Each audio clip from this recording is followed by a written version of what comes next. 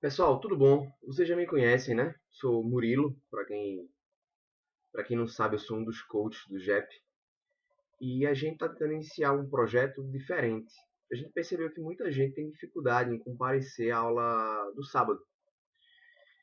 E aí a gente vai tentar, a partir de agora, gravar para vocês a resolução das questões. Ou seja, trazer para vocês o conteúdo através do canal do YouTube, não necessariamente conteúdo presencial, certo? Vejam que esse primeiro vídeo, esse primeiro conjunto de vídeos é um piloto nosso. A gente está organizando pela primeira vez tudo isso. A ideia é testar essa gravação de várias formas para que vocês possam ver, para que vocês possam opinar e dar a gente o feedback de como fica melhor, certo? Então, o que eu vou fazer é dividir as questões de processo, que foram as questões 54 a 60 do último simulado, em diversos vídeos, gravados de formas diferentes, através da utilização de instrumentos diferentes, dentro, claro, de uma estrutura, não estrutura de estúdio, a gente não tem estrutura de estúdio, mas que está gravado da melhor forma, certo? Vocês estão vendo aqui, eu estou gravando num local comum, nas prateleiras. A ideia é que a gente, vendo qual é a melhor forma de gravar, a gente consiga melhorar o estilo da gravação, beleza? Então, isso vai ser disponibilizado para vocês. Provavelmente, a esta altura, já estarão todas aí no YouTube. Vocês vão ter o link dessas gravações. E aguardo o feedback de vocês, certo? É importante que vocês opinem, é importante que vocês assistam, é importante que vocês nos digam o que acharam. Joia? Então, vamos começar. Bom, pessoal, o nosso simulado é o nosso último simulado, simulado 9, na questão 54. Ele exigiu o seguinte: a respeito dos honorários advocatícios, é correto afirmar que... Bom, a banca, o examinador, nos colocou diante do artigo 85 do CPC. O artigo 85 é uma das principais novidades a respeito da parte geral do Código. Ele trata eminentemente dos honorários. Vejam que é um artigo longo. Eu indico vocês que abram agora o código. Se for possível até, assistindo no seu computador, divida a tela.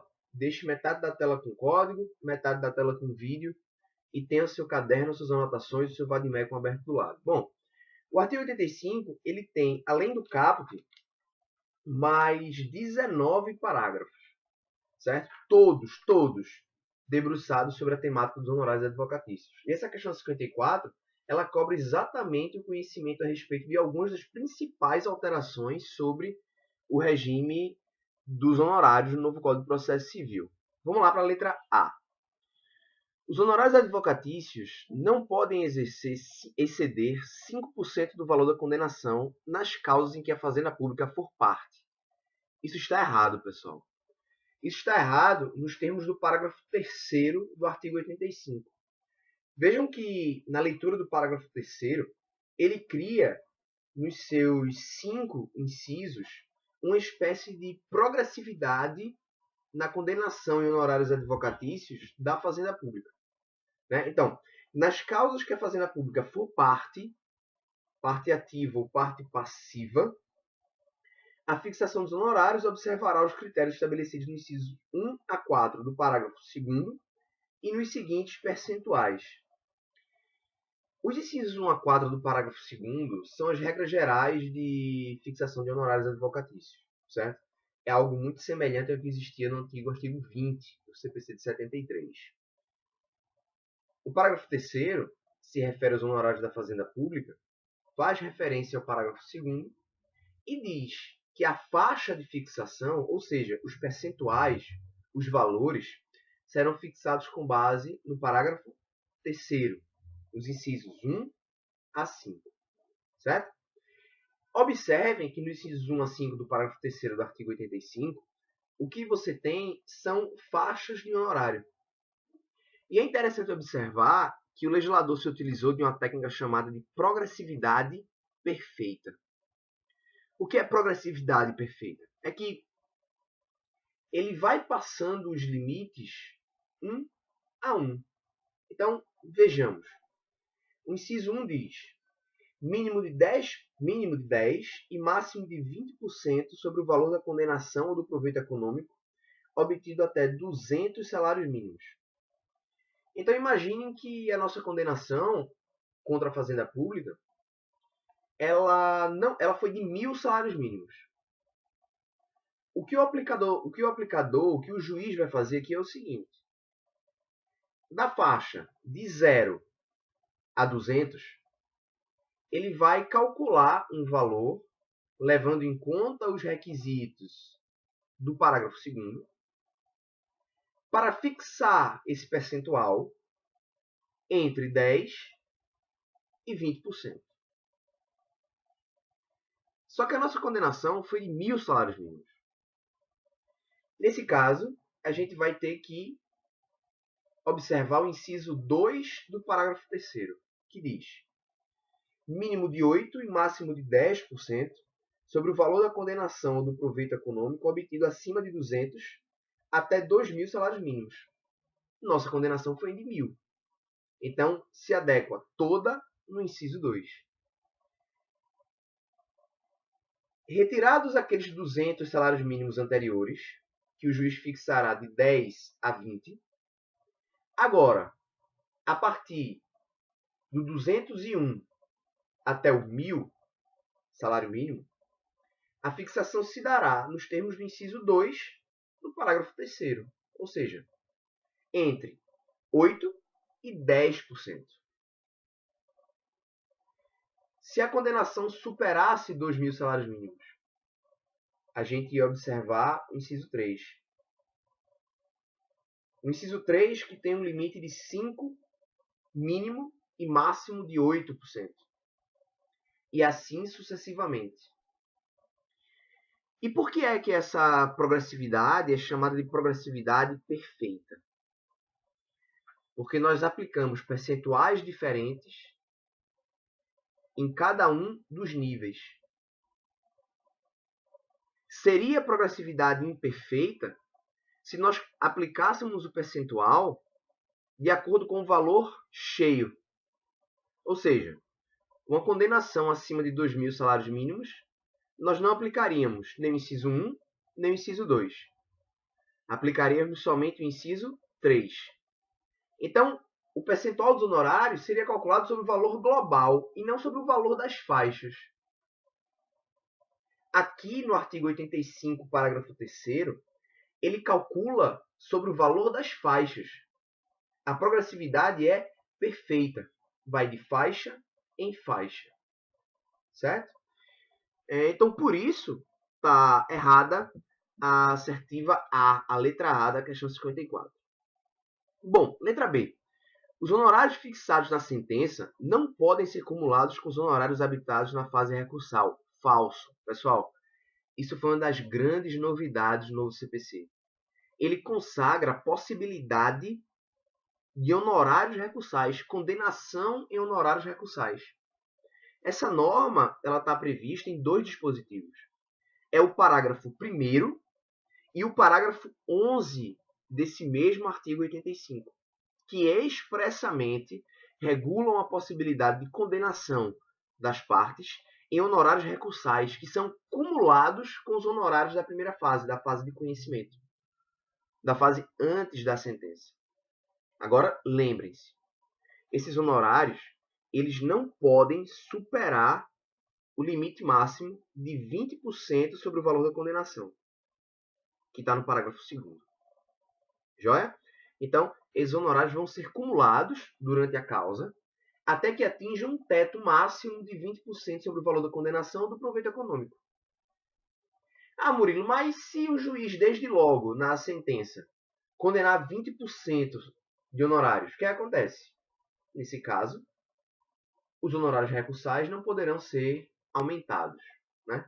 Você não pode superar essa faixa de 20% de honorários advocatícios. Errada também a letra B. Certo? Letra C. Não são devidos honorários no cumprimento de sentença contra a Fazenda Pública que enseja expedição de precatório, desde que não tenha sido impugnada. Essa é a resposta, pessoal. Essa é a resposta correta. Esse texto ele está inscrito no parágrafo 7º do artigo 85, que é exatamente o texto que a banca nos apresentou na questão. Mas é preciso compreender a lógica. Por que é, então, que no cumprimento de sentença contra a fazenda pública não haverá condenação em honorários advocatícios? Se não houver impugnação, a questão é muito simples. A questão é que a fazenda pública ela não pode expedir precatório nas sentenças que condenem a obrigação de pagar a quantia certa se não houver provocação da parte.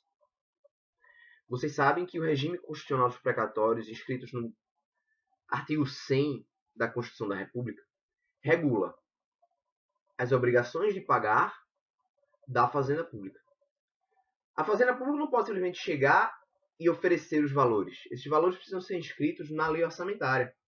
É preciso que haja previsão orçamentária dos valores que serão destinados ao pagamento das condenações judiciais em pecúnia. Por isso que, nesse caso, o regime de execução contra a fazenda pública é diferenciado. Quando você inicia o cumprimento de sentença, e lembre-se agora, existe cumprimento de sentença contra a fazenda pública, tá? Isso está lá na parte de cumprimento de sentença e também é uma das novidades do novo Código. Nessa hipótese, pessoal, como a fazenda pública não pode expedir o precatório sem ser provocada, é necessário que o autor, titular do direito de crédito, atestado em sentença, demande o pagamento em juízo. Ou seja, transitada em julgada a sentença que condena a fazenda pública ao pagamento de honorários advocatícios, ela não pode iniciar esponte própria a execução. Honorários advocatícios e demais verbas pecuniárias, né, valores pecuniários, quero dizer. Veja, então, se a parte inicia o cumprimento de sentença, e a gente não tivesse aqui a previsão do parágrafo 7º, isso iria atrair a previsão do parágrafo 1º do artigo 85, que expressamente nos diz que incide honorários advocatícios no cumprimento de sentença. Mas veja, a condenação em honorários, ela respeita ao princípio da causalidade. É importante, é indispensável que a parte tenha dado causa à demanda. Normalmente, numa ação entre sujeitos privados, se você é condenado e não cumpre esponte própria a decisão judicial, é necessário que a parte contrária inicie o cumprimento de sentença. Então perceba, você, condenado que não cumpriu, você deu causa a uma nova demanda, a demanda executiva. Então, por isso, nos termos do parágrafo 1º do artigo 85, você será condenado ao pagamento de honorários advocatícios no cumprimento de sentença. Quanto à condenação da fazenda pública, é diferente. Veja que a fazenda pública ela não poderia pagar desde logo, porque ela precisa emitir os precatórios. Mas, para que se autorize a emissão dos precatórios, é necessário que o autor favorecido demande o cumprimento de sentença. Nesse caso, percebam, como a administração pública, a fazenda pública, nada poderia fazer enquanto não houvesse a demanda executiva, ela não deu causa. A fazenda pública não deu causa ao cumprimento de sentença. O cumprimento de sentença é uma exigência constitucional. É uma exigência constitucional decorrente do regime de precatórios. Então, nesse caso, como a fazenda pública não deu causa, ela não será condenada em honorários advocatícios. Agora, vejam a ressalva final do parágrafo 7º.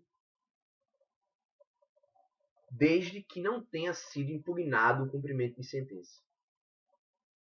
Segue exatamente a mesma lógica. Ora, se a fazenda pública, intimada para o cumprimento de sentença, queda-se inerte e já ordena a emissão do precatório, já aceita que o precatório seja emitido, significa que ela não pôs qualquer dificuldade, estava somente aguardando que a parte beneficiária iniciasse o cumprimento.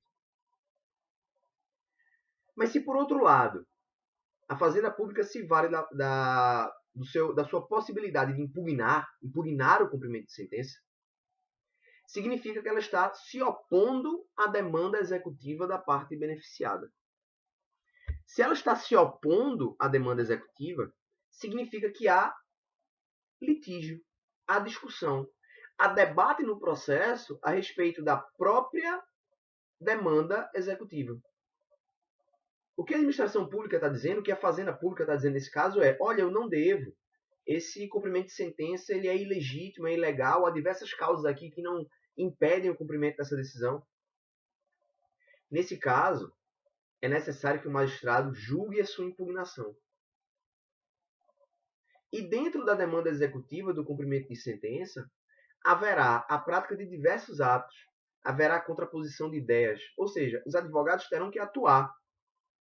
O advogado privado atuando na defesa do interesse do seu cliente, exequente, e o advogado público atuando na defesa do interesse da Fazenda Pública, interesse do erário.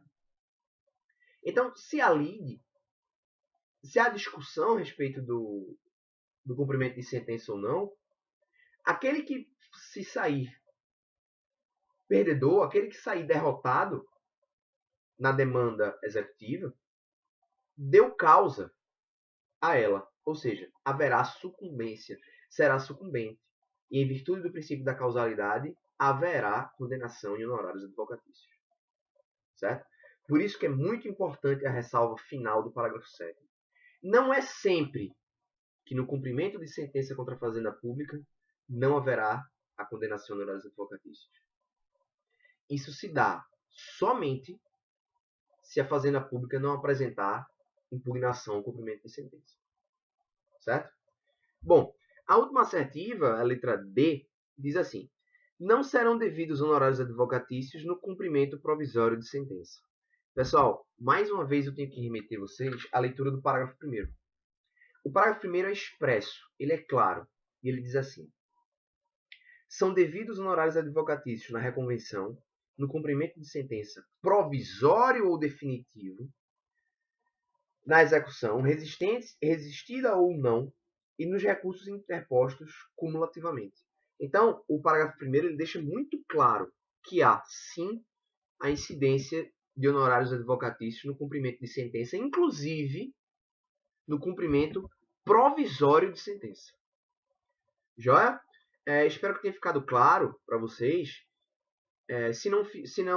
Se surgiu alguma dúvida, vocês comentam nos próprios comentários ao vídeo e a gente vai debatendo a respeito desses pontos. Beleza, pessoal?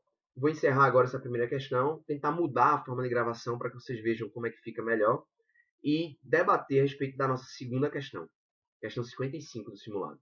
Beleza? Tchau, tchau.